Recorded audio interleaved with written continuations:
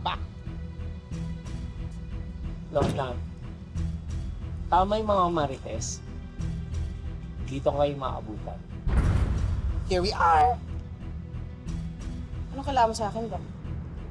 Lorna, nakikiusap ako. Huwag mo na guloy ng buhay ni Pretty. Please, Excuse me? mabuting tao siya. Huwag mo siyang pagbibintangan na siya nakalason sa mga tao sa palangga. Tignan mo sa'yo bumalik.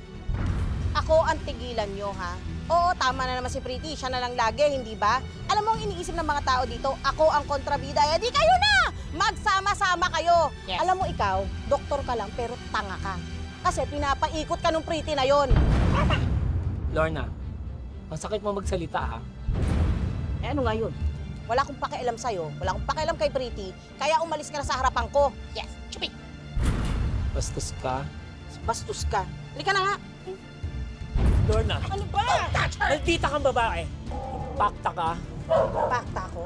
Oo! Gagawin ko lahat kung anong gusto ko. Total, wala ka namang ambag, nisingin ko sa buhay ko. Kaya wala akong pakialam sa'yo. Correct! Hayop ang ugali mo. Baka nakakalimutan mo, nasa balwarte kita. Wala akong lahat pakialam. ng tao dito, wala kang pakialam?